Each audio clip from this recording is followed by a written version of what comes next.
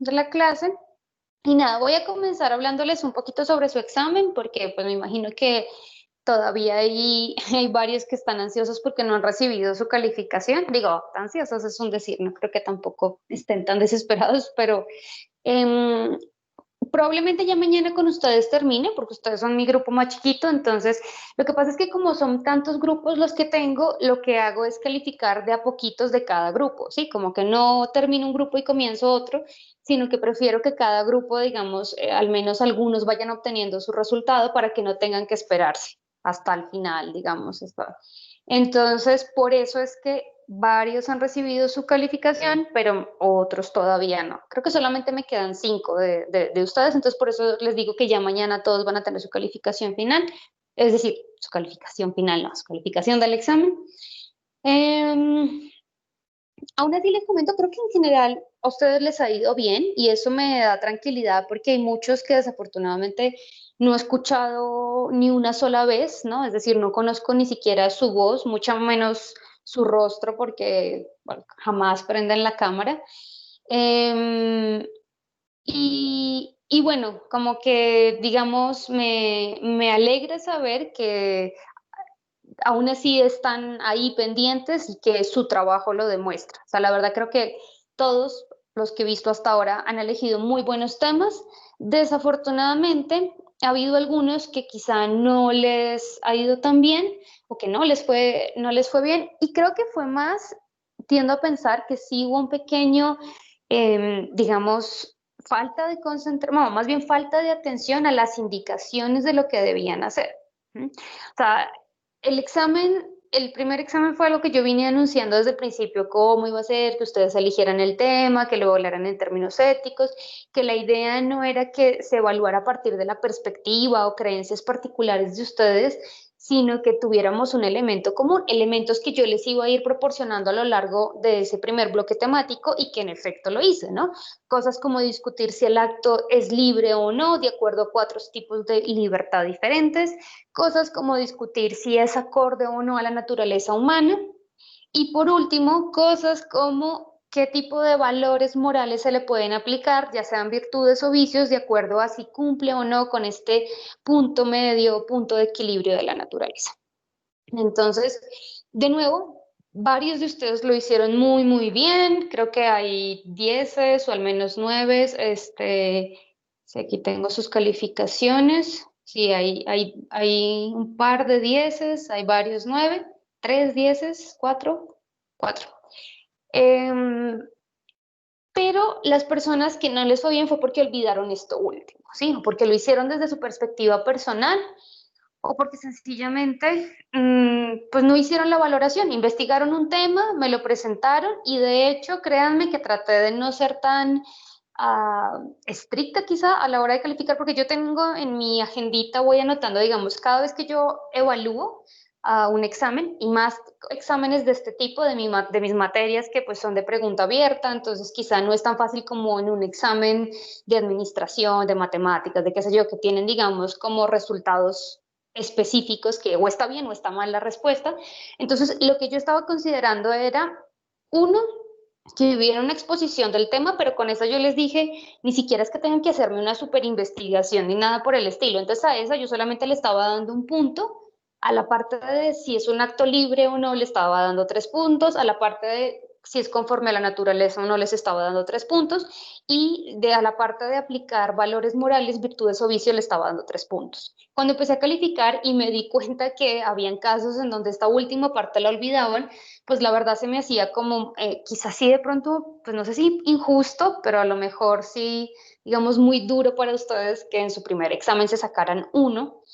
Entonces, digamos que intenté ir rastreando y leyendo entre líneas algunas de las cosas que a lo mejor podían guardar cierta relación con el tema de la libertad o con el tema de la naturaleza. Aún así, pues a varios no les alcanzó esto para aprobar su examen. Les comento que no voy a hacer, digamos, un examen ahorita como de recuperación o para promediar su nota. La nota de su primer parcial es la nota de este examen y no más. Es decir, si se sacaron 5 en el ESIMO les va a aparecer primer parcial 5, si se sacaron 10 les va a aparecer 10 y ya. ¿Por qué? Porque las notas de talleres y participación, esas las sumo hasta el final. ¿M? Igual en el parcial 2 también les va a aparecer solamente la nota de su examen 2. Y hasta el final va a venir la nota del examen final como tal y la nota de participaciones y talleres. Entonces, como para que lo tengan claro y de pronto no se saquen de onda, eso es lo que pasa. O sea, no es que los talleres y participaciones no cuenten, solo que los sumo hasta cuando ya se ha terminado el curso. ¿Alguien tiene alguna duda? ¿Algo que quiera preguntar sobre los exámenes?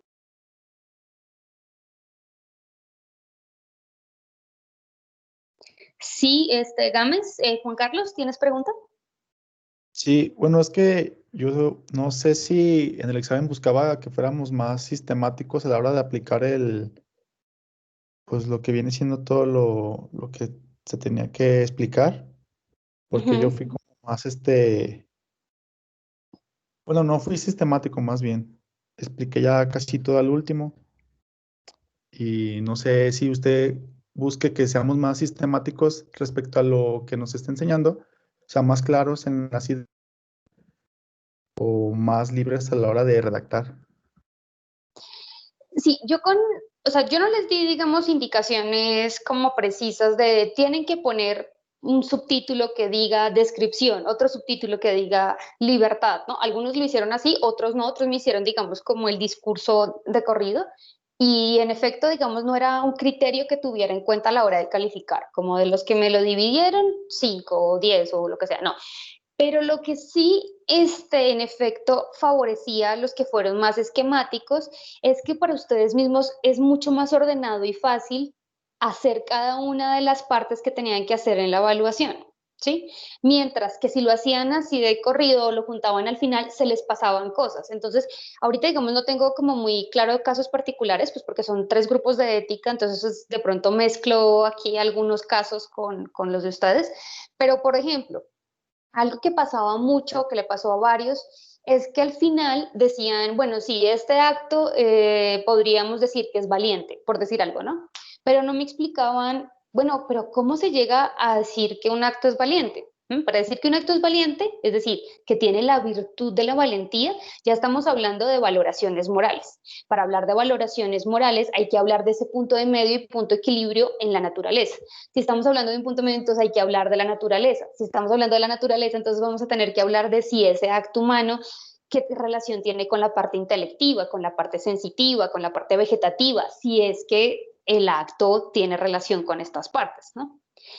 Y entonces ahí sí, bueno, es valiente, por ejemplo, el que se tatúa aun cuando hay prejuicios sociales sobre las personas tatuadas. ¿Por qué? Porque llega un punto de equilibrio entre su libertad, el ejercicio de su libertad y de su razón, y al mismo tiempo lo equilibra con la parte sensitiva, los placeres que pueden producir o incluso la parte artística que está emparentada con un arte como el de los tatuajes, ¿no? Como el de pintarse su cuerpo.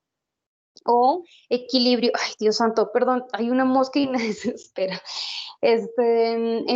O por ejemplo, ¿no? Algunos decían que esto es súper bueno, ¿no? Que justamente yo les decía, el punto medio no es igual en todos, y algunos justamente hacían el énfasis. Bueno, vuelvo con el ejemplo del tatuaje, que creo que sí alguien los tocó acá. Bueno, varios estudiantes en los distintos grupos tocaron el tema de los tatuajes. Se ve que es un tema que gusta. Entonces, por ejemplo, decían, bueno, si el tatuaje, digamos, le va a impedir acceder a un trabajo, pues obviamente ahí también hay que equilibrar, porque la parte del trabajo te permite, digamos, hacer parte, ¿no? De cumplir una función social, por lo tanto tiene que ver la parte sensitiva y de nuevo, entonces hay que equilibrar, sí la parte intelectiva, sí tener tu libertad de poderte expresar o libertad de poder hacer lo que quieras con tu cuerpo, pero puede caer en vicio. ¿Sí? Si no me importa y entonces me tatúo, así no encuentre empleo, así, digamos, no tenga, digamos, una forma de sostenerme económicamente o desarrollar una función social, ahí entonces se pecaría, no he utilizado la palabra pecar, perdón, pero digamos se fallaría por exceso, o también puede haber un fallo, un vicio por defecto y es me privo totalmente de mi libertad porque pesan más los prejuicios sociales, porque pesa más, qué sé yo, ¿no? Los sesgos que hay sobre estos temas, los estereotipos de que si me tatúo voy a parecer un ladrón, o bueno, todo ese montón de cosas que surgen de repente. Entonces, si se dan cuenta, llegar a la parte de la valoración exigía mucho más que simplemente decir este acto es bueno, es malo, es cobarde, es honesto, es respetuoso.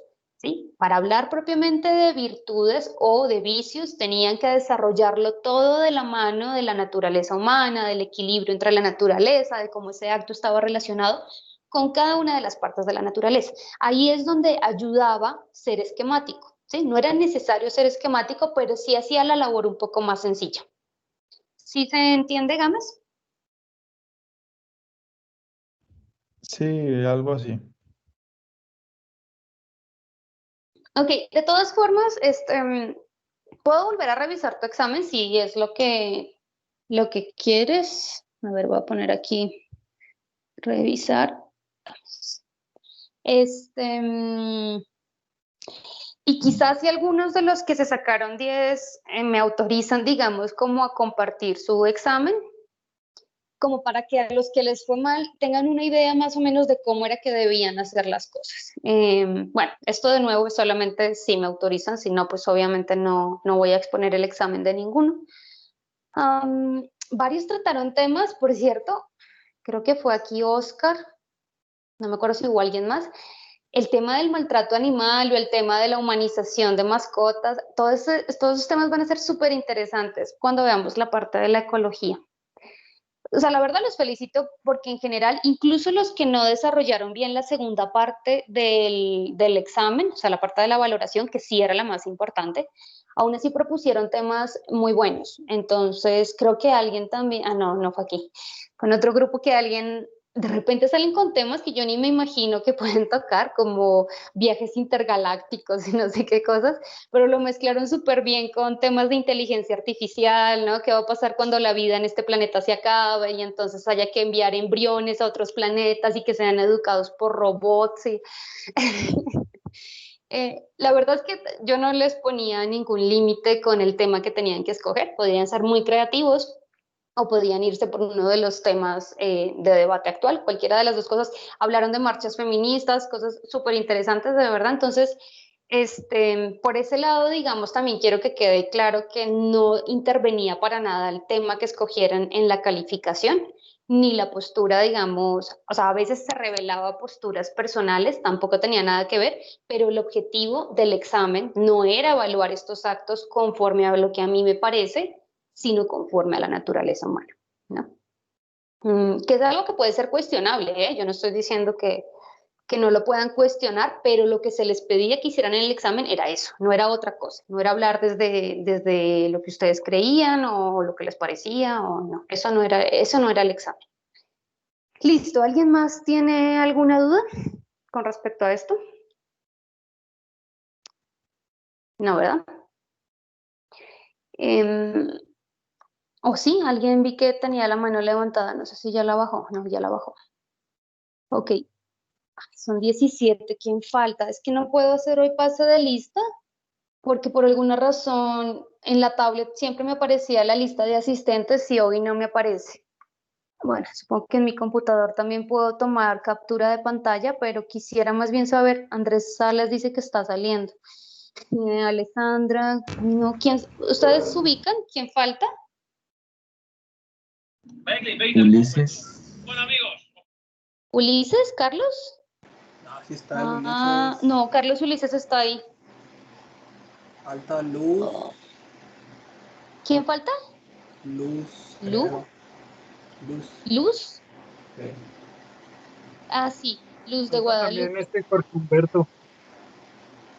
Mm,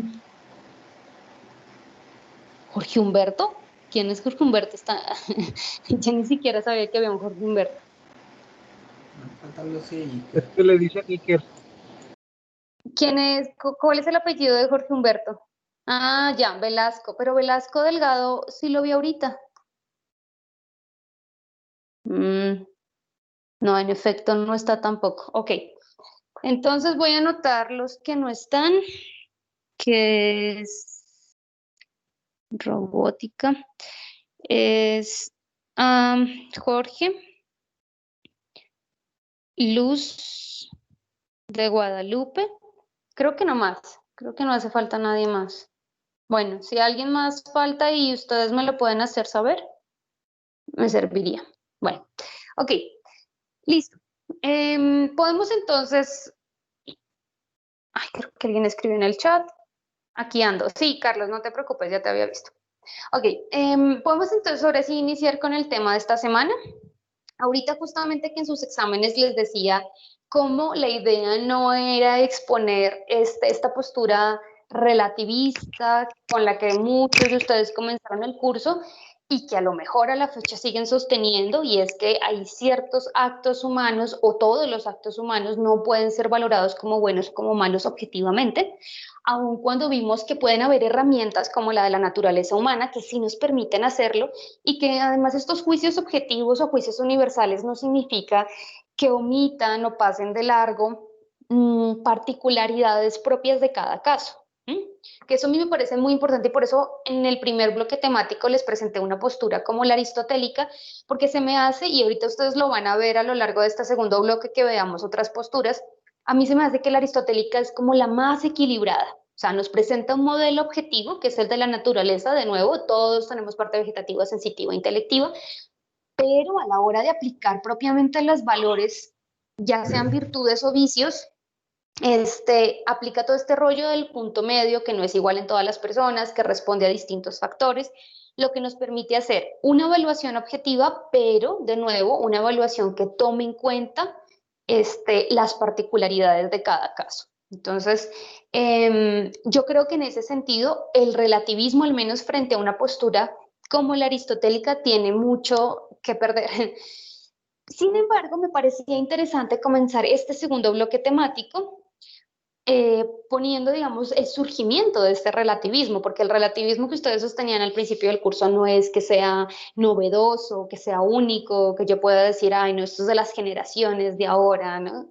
No, es de las generaciones de 5 siglos antes de Cristo, ¿no? Entonces, es importante entender cómo surgen, y algo que ya les empiezo a anunciar desde ya, que va a venir en su segundo examen, para que lo tengan muy en cuenta, es cómo estas teorías están completamente ligadas al contexto, ¿sí? Este va a ser punto 1 del examen, ¿no? Relación en contexto con postura.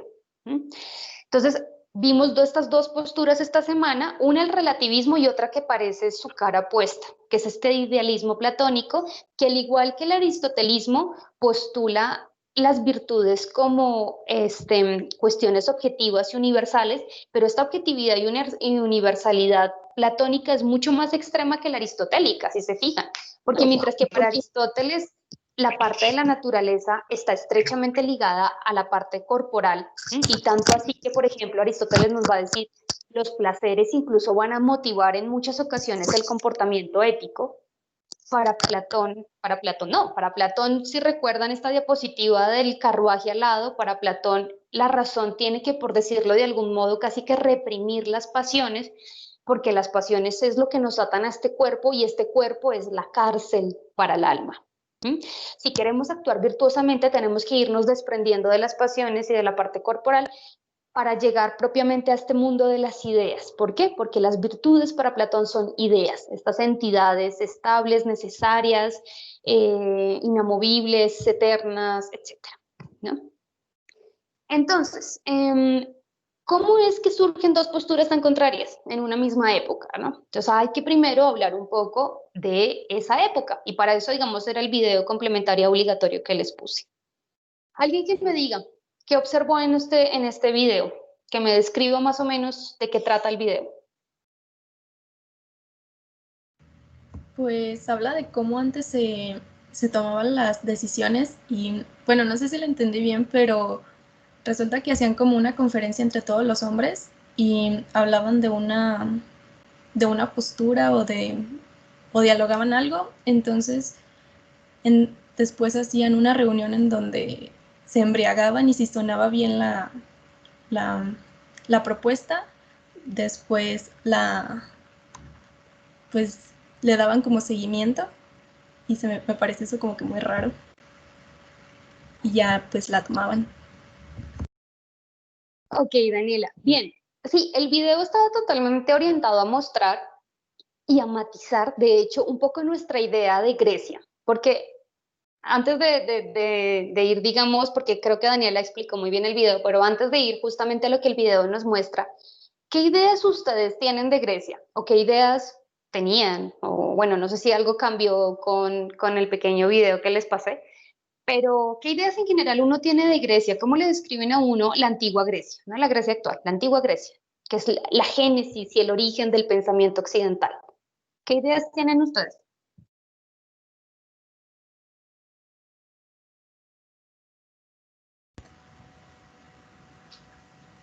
Pues Las bueno, creo. A ver, Daniela y luego Juan Carlos, bueno, yo que creo que tengo, hablaron al tiempo. sí, hablamos al mismo tiempo. Yo tengo la idea de que se guardaban, bueno, se reservaba el conocimiento solo a los hombres, porque Sí. siempre se hacía referencia a que había muchos sabios en muchas áreas y siempre tenían sus discípulos a los que se les compartía esos conocimientos, pero casi nunca meten como a la mujer. Así que en sí solo los que tomaban las decisiones y el conocimiento le pertenecía al hombre. Ujú. Sí, muy bien. Ese punto de vista, digamos, tuyo, Daniela, es un poco más reflexivo, está muy bien, ¿no? Sin duda. Pero, digamos, no es la idea que normalmente tenemos. O sea, justamente, digamos, en el video, ya para irnos orientando a esto, o sea, digamos, ya nos muestran cómo la democracia no es la democracia que nosotros concebimos hoy en día, ¿no? O sea, nosotros nos dicen, los griegos fueron los grandes inventores de la democracia, pero ¿quiénes participaban en esa democracia? Como dice Daniela, claramente las mujeres no, porque las mujeres en general estaban excluidas de casi todos los círculos importantes de la filosofía, del conocimiento científico, incluso del teatro y muchas otras cosas. Digamos que dentro del campo de las artesanías, quizás se consideran algunas mujeres dentro de la misma mitología, hay musas, hay figuras femeninas, diosas, por supuesto, que además en muchas ocasiones también son causantes de guerras, de conflictos políticos, pero bueno, hay mitos, digamos, que la parte de la mitología también es súper importante, como dentro de la cosmovisión griega, en donde la mujer queda muy mal parada, ¿no? Yo creo que todos conocen o al menos no habrán escuchado hablar del mito de Pandora, como justamente el mal del mundo es a causa de una mujer curiosa, una mujer que no es capaz de controlarse y como regalo de boda le regalan justamente una caja que contiene todos los males del mundo y la mujer no es capaz de tenerla cerrada, sino que su curiosidad le gana, la abre y desata todo el caos. Bueno, y hay muchos otros mitos que en efecto muestran cuál era un poco la visión que tenían de las mujeres. Y aunque a mí me gusta mucho la postura de Platón y del mismo Aristóteles, pues eran sujetos absolutamente misóginos. De eso, digamos, no hay ni cómo salvarlos. Pero bueno, de nuevo lo que dice Daniela es una postura un poco más reflexiva. Uno, digamos, no piensa en eso, uno no piensa en el machismo griego, uno piensa es la gran sabiduría de estos filósofos, ¿no? Y del conocimiento universal, porque estos primeros filósofos, hoy en día, digamos, la filosofía ya se desprecia un poco frente a las ciencias, pero en ese momento los filósofos también eran los médicos, los físicos, los astrónomos, los matemáticos, o sea, todo el conocimiento estaba directamente emparentado o surgía de la filosofía. ¿Qué más? ¿Qué más ideas tiene uno de Grecia? Digamos cuestiones políticas, que también yo mencioné más o menos en el video, la cuestión de las guerras con los persas, con el imperio persa. Seguramente se han visto 300, ¿no? ¿A nadie se ha visto 300? ¿O se ha visto el cómic? No,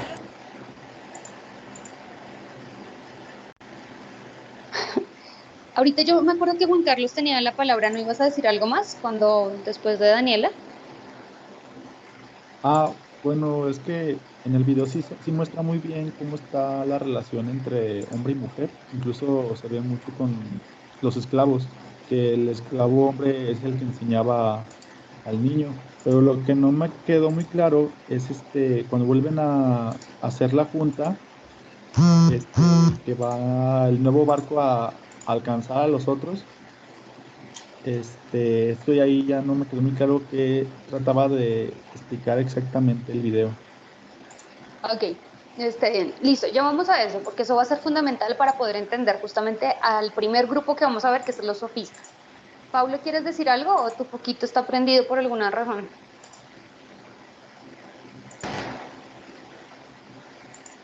Creo que no.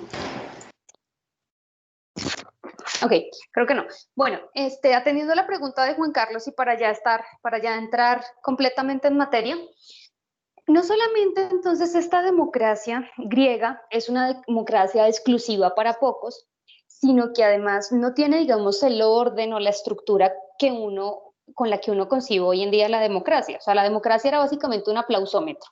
Y el video muestra esto muy bien. O sea, en plena época de guerra, es decir, una época de tensión política y social bastante fuerte, hacían estas asambleas que se llamaban eclesías y que yo les digo que de ahí proviene el término iglesia.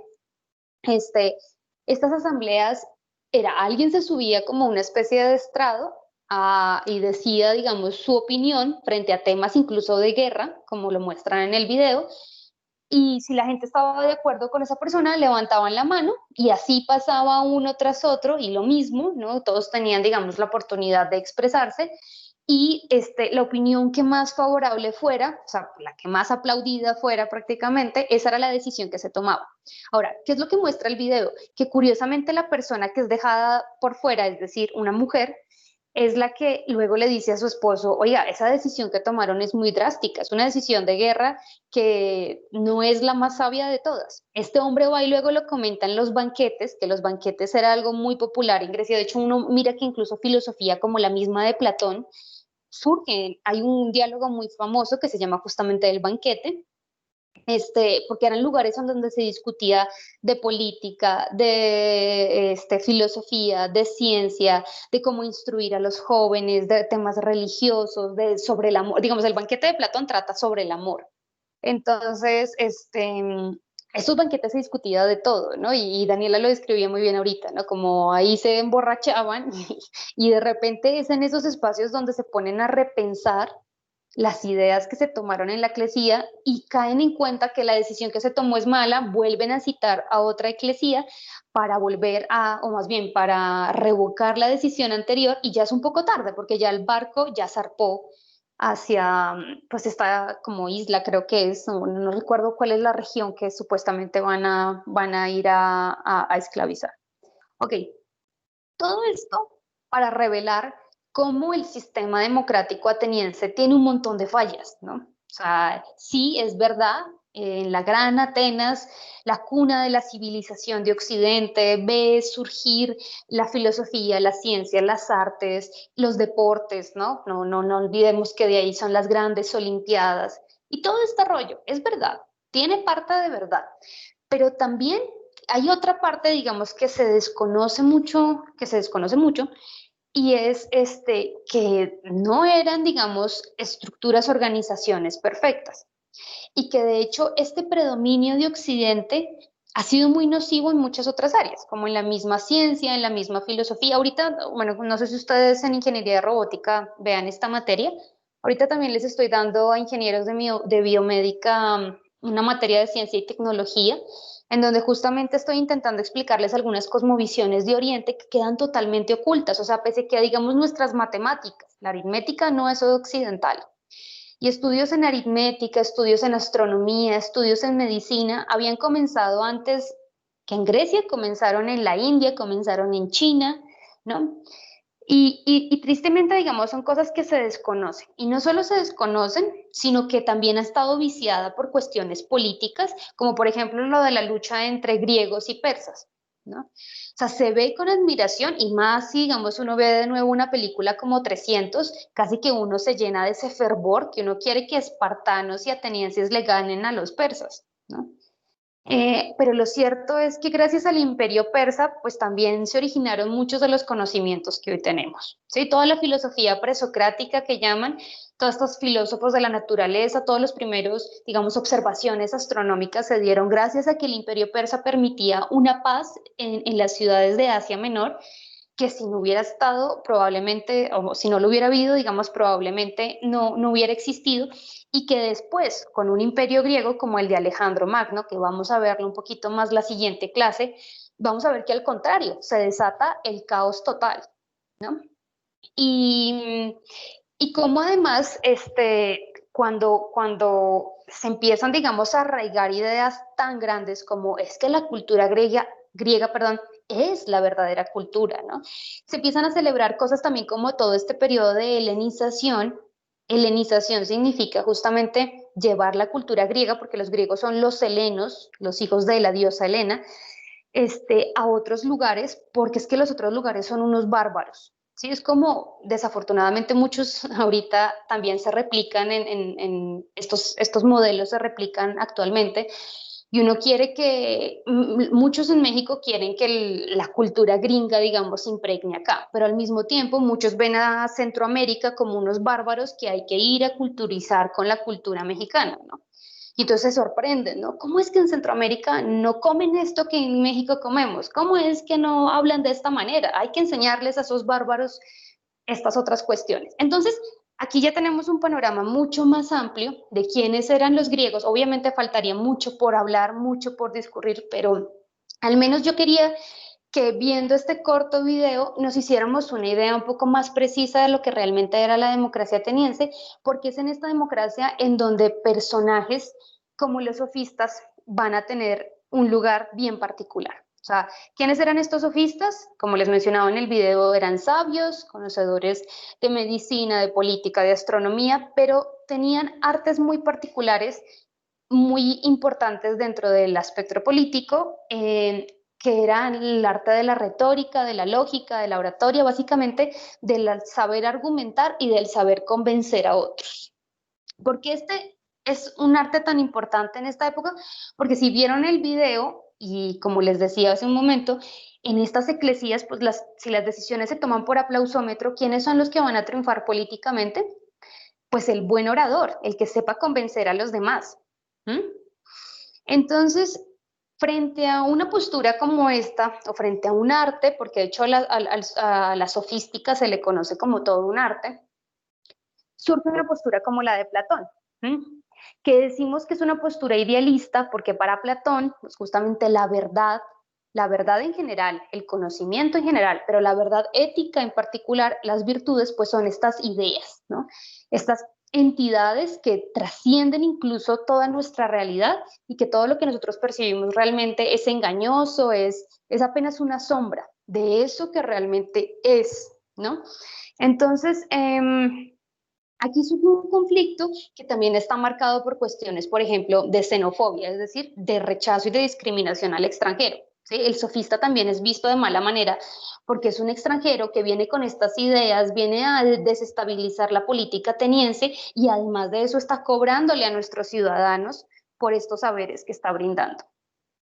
Ahora, yo tampoco quiero aquí, digamos, decir que, aunque hay claramente, digamos, una noción muy viciada de quiénes eran los sofistas, no quiero dejar de lado que también sus posturas en efecto son peligrosas. Y son peligrosas especialmente porque algunos sofistas en particular las llevan a un extremo que es peligroso. Y eso es extremo tan peligroso que justamente yo quería que ustedes evitaran al inicio del curso.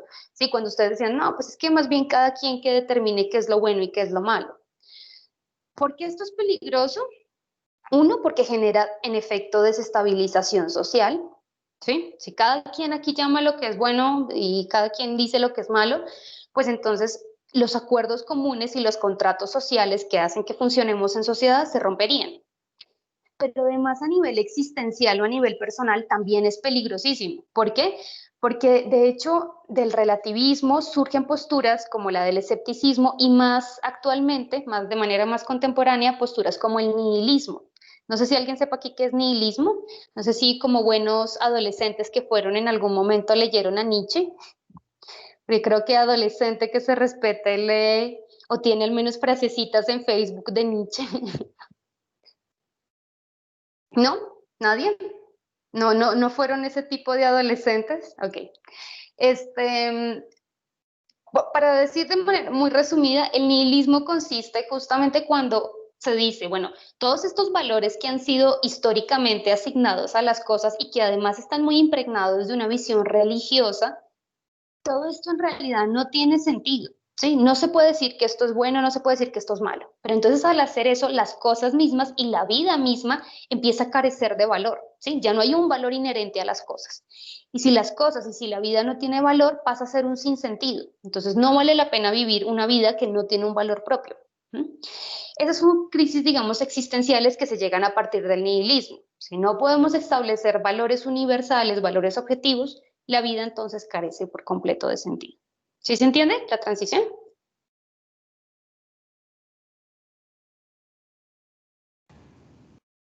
Sí.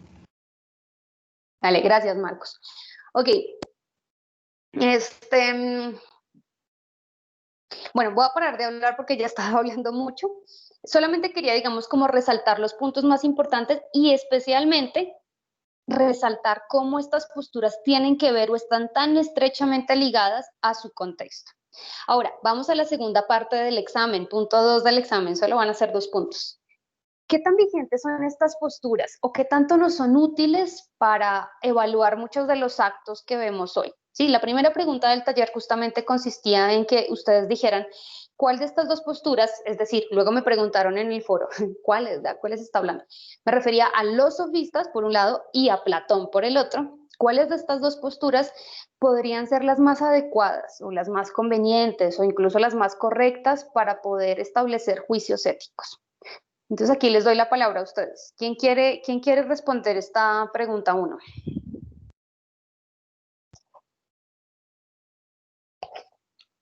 Daniela. Bueno, o sea, para mí la más correcta sería la platónica, porque la sofista se basa como en el poder o de convencimiento o de recursos o de la forma en la que ve las cosas cada quien.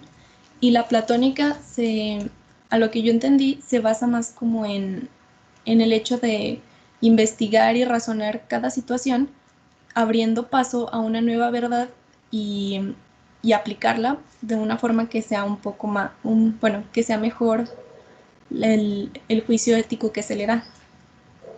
Porque así Okay. no nos quedaríamos como en algo obsoleto que en un punto puede ser como bárbaro o excesivo. Y pues, Ok. Muy bien, Daniela. Bien, ¿alguien más que esté en desacuerdo o de acuerdo con Daniela?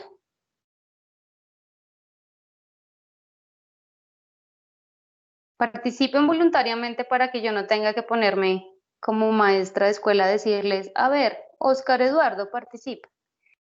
A ver, alguien que quiera, o si no, sí le va a tocar a Oscar Eduardo.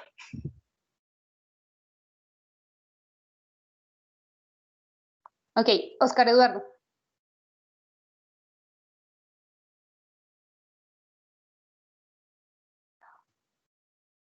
Oscar, si tu micrófono no sirve, escríbeme por chat, porque si pasan unos segundos más y no respondes, ¿cuál era la pregunta? Oscar, ¿has estado pendiente de la clase? Es la pregunta número 1. Ok. La pregunta que estaba haciéndoles es que cuál de estas dos posturas, es decir, la sofista o la platónica, cuál de estas dos es la más adecuada o la más correcta para hacer juicios éticos hoy en día, en nuestra actualidad.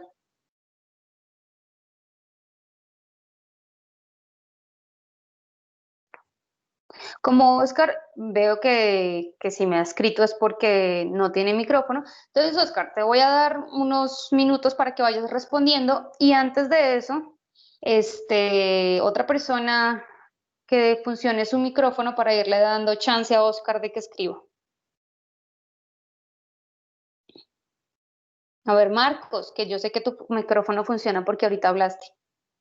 Marcos, ¿qué respondiste o qué respondieron ustedes a esta primera pregunta? Oigan, esto es del taller, o sea, en teoría todos tuvieron que ya haber tenido tiempo de pensar esto. Nosotros ¿Cómo? pusimos, ¿se la puedo leer? Sí. Ok, bueno, nosotros pusimos, la postura más adecuada para la evaluación y construcción de juicios éticos es la sofista, porque su teoría del conocimiento está basada en la razón y nos explica que la verdad que establecemos no existe, sino que siempre está en una constante evaluación y la duda es su fiel acompañante. Por ende, el ser humano nunca llega a conocer la verdad absoluta y crea una construcción de ilusiones que le favorecen como ser humano. Y a eso contestamos. Ok, entonces ustedes están a favor de la postura sofista. Así es. Ok. Bueno, Oscar aún no termina de escribir. ¿Alguien más entonces? Para darle un minutito más a Oscar a que termine de escribir. Aquí ya han surgido dos posturas contrarias, ¿no? Daniela se va por el lado platónico, y Marcos, Marcos, no te he notado tu participación. Marcos. Espera, ok, por el lado sofista. Entonces, Juan Carlos, ¿quieres participar? Sí, yo estoy de acuerdo en que la sofista, pues es la que más se aplica en sí ya pues en el mundo exterior, aplicándola a la realidad, ya que aunque uno investigue, uno sea curioso, muchas veces el acto en sí es criticado por un observador, que es una tercera persona, y esta puede hacerte cambiar de opinión de cualquier cosa, dependiendo de los argumentos que te diga. También pues el hecho de cómo fuiste criado puede cambiar mucho la visión de cómo ves las cosas. Aunque haya una verdad, el hecho de cómo tú te enseñaron a ver las cosas puede cambiar esta realidad. Ok, bien, Juan Carlos. Voy a leerla. Bueno, creo que todos pueden leer el chat, pero voy a leer lo que dice Oscar. Oscar dice, pues la que contestamos era que la sofista era en la que basábamos nuestras elecciones éticas, ya que el que podía convencer de qué es lo bueno y lo malo es en lo que basamos nuestros juicios de qué está bien o mal. Ok, justamente digamos aquí Oscar está poniendo de relieve la postura de un sofista como Gorgias, ¿sí? Recuerden que tenemos a Protágoras, a Calícles y Gorgias, entre muchos otros, ¿no? Pero digamos estos son como de los más famosillos. Y Gorgias pone sobre la mesa el arte del convencimiento, que ahorita también un poco creo que Juan Carlos nos hablaba de eso, ¿no? Como uno puede tener unas ideas, pero finalmente conversando con otros, o como hay un observador externo que justamente nos puede llevar a convencer o a persuadirnos de otras cosas. Fíjense, yo creo que teniendo en cuenta que son dos posturas tan radicales, yo estoy de acuerdo con que quizá la postura sofista es aún más vigente que la platónica. O sea, platónicos todavía hay y quizás están todavía más asociados con la parte religiosa, por ejemplo, ¿no? Uno los encuentra no solo en el cristianismo, sino especialmente, digamos, en posturas como el budismo. Creo que están bastante relacionadas con la postura platónica.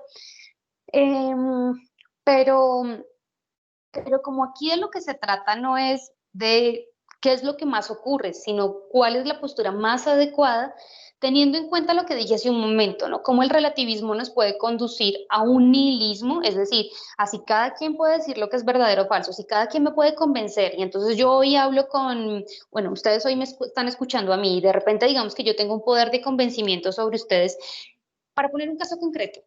Ahorita que están las redes plagadas de lo de las marchas feministas de hace un par de días, ¿no? Entonces, si me meto al Facebook de mi amiga feminista, entonces de repente pone algo y yo digo, ay, sí es cierto, ¿no? Lo que ella dice me parece muy correcto. Pero luego me meto al Facebook de otra persona que no es feminista o que incluso es abiertamente antifeminista y tiene otro post y yo digo, ay, pues también tiene razón, ¿no? Entonces, si yo me la paso así cada vez que veo una información diferente, cambiando mis opiniones sobre lo bueno y lo malo, pues eso puede que me llegue a un punto en donde yo diga, pues no puedo afirmar si el feminismo o si estas cuestiones sociales son buenas o malas. Prefiero callarme. Y eso es a lo que de hecho vamos a ver la siguiente clase, que llegan algunas posturas radicalizando esto. Entonces hay que suspender el juicio ético sobre cualquier cosa. ¿Mm? Y eso pues es peligroso. Es peligroso porque somos individuos sociales que necesitamos, o sea, las opiniones no son simplemente como para juzgar, como para llenar mi muro de Facebook con opiniones que nadie me pidió. No, para eso no son los juicios éticos. Los juicios éticos finalmente, acuérdense de la parte normativa, son aquellos que guían o regulan nuestras acciones en el mundo. Y como somos individuos sociales, no individuos aislados, pues es importante tener una idea justamente de cómo es que se debe actuar moralmente. Y si esas ideas de cómo se debe actuar varían según lo que cada quien me convenza, pues a dónde se llega con el comportamiento. Quizá la visión platónica tampoco es que sea la mejor, también es muy radical. Yo por eso soy bastante aristotélica y por eso fue la primera que les expuse en el curso, pero ahora voy a leer lo que dice Fer. Fer dice, yo pienso que la sofista porque habla de cómo lamentablemente se hacen las cosas realmente, como por ejemplo la ley del más fuerte. Y también siempre ganan, por ejemplo, en el gobierno las personas más poderosas. Sí, también de acuerdo con Fer, o sea, es un poco también lo que ahorita decía Juan Carlos. Juan Carlos se fue por el lado, ¿fue Juan Carlos o fue, no, fue Oscar Eduardo? Bueno, unos se fueron por la parte de Gorgias y el poder de convencimiento, Fer se fue por la parte de Calicles y la ley del más fuerte, y sí, o sea, también es vigente, también es verdad que nuestra realidad, si nos ponemos a describir nuestra realidad, probablemente la postura sofista es la que tenga más peso. Pero la pregunta número uno no iba orientada a cuál era que tenía más peso, sino cuál era la más adecuada o la más correcta. Y yo sigo insistiendo en los peligros que tiene el relativismo, lo cual no significa que no pueda haber un relativismo moderado, es decir, que sea importante cuestionar las ideas morales que surgen de acuerdo a cada contexto, porque hoy en día tenemos conocimientos que antes no teníamos y que nos permiten reevaluar nuestras posturas morales. Pero siempre es importante tener una base, ¿sí? Una base o al menos poder llegar a consensos en donde los juicios éticos, si bien no sean completamente universales y objetivos, porque a lo mejor eso es imposible, una completa objetividad, que sí sean medianamente objetivos y medianamente estables, ¿sí? Teniendo en cuenta que son no solamente los que nos permiten opinar sobre los actos de otras personas, sino que lo más importante es que son los juicios que regulan nuestras propias acciones morales en el mundo. ¿Ok? ¿Eso se entiende?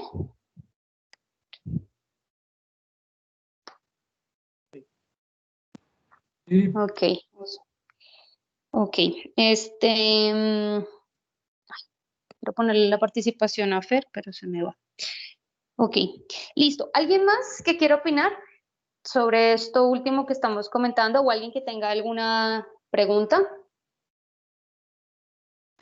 Bueno, yo solo quiero agregar algo respecto a la postura platónica, porque, bueno, o sea, como yo lo dije, la sofista es un poco más abusiva hasta cierto punto y la platónica, por ejemplo, yo puse, bueno, nuestro equipo puso el ejemplo de la protección animal, de que, por ejemplo, antes se imponía que los animales no podían razonar y no tenían sentimientos, por lo tanto siempre se les maltrataba. Entonces, yo pienso que la platónica en este aspecto se ha ido aplicando incluso más porque se evalúa más el caso, por ejemplo, de que al momento en el que tienes un animal, por medio de observación, te vas dando cuenta que está creando vínculos contigo, que siente, incluso tienen conductas que posiblemente tendría un humano.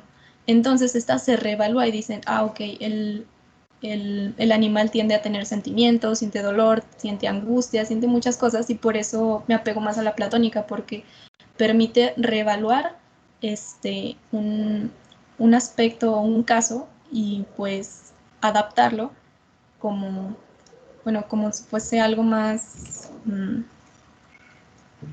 decente.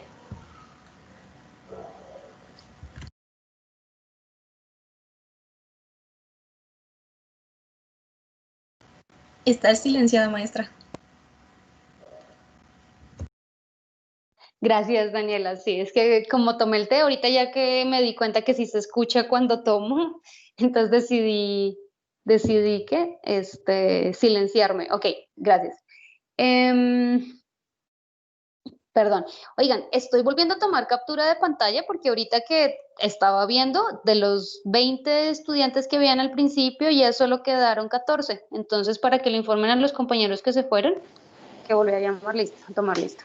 Ok. No, maestra, sí están. Es que ¿Cómo? sí están, pero están en la parte de abajo, Están en la parte de asistentes. ¿Por qué están en la parte de asistentes? por traviesos. Traviesos. Ok, bueno, está bien. Pero ya, preguntando lo que dice Daniela para ya cerrar nuestra sesión de hoy. Ya, cuando vemos el tema de la ecología, vamos de nuevo a volver un poco a estas posturas. Es que yo creo que el problema con la platónica, Daniela, es que lo que tú estás diciendo nos lo va a permitir hacer algo más de nuevo una postura como la aristotélica, porque, y claro, es importante poder llegar a una idea, digamos, independientemente, y esto va a surgir, ¿no? Y luego algunos de ustedes van a decir, ay, bueno, pero es que nosotros comemos carne acá, pero en la India las vacas son sagradas, pero nosotros aquí los perros los domesticamos, pero en China sí se los comen, entonces esto es relativo, ¿no? Esa sería, digamos, la postura sofista. Y uno tiene que apegarse a algo para decir, no, bueno, es que el perro en China o en México o en donde sea siente dolor cuando lo matan, igual que la vaca, no igual que el cerdo. Entonces sí es importante apegarnos a un criterio universal, que es justamente el de la naturaleza, en este caso el de la naturaleza del animal. No tanto, no tanto evaluar el acto de comer, digamos, carne animal o de maltratar a animales según nuestra naturaleza, sino según la naturaleza del propio animal. ¿Cuál es el problema con la postura platónica? Que, digamos, la aristotélica nos permite primero, o sea, llegar a esa naturaleza a partir de una observación de todas las épocas, una observación de nuestro propio contexto, y entonces ahí sí llegamos a lo que es natural.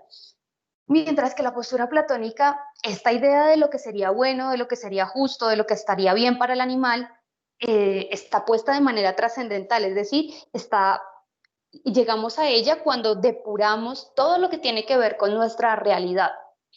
O más o menos, digamos, ese sería el ejercicio racional que nos plantea Platón y por eso yo creo que también es muy exagerado.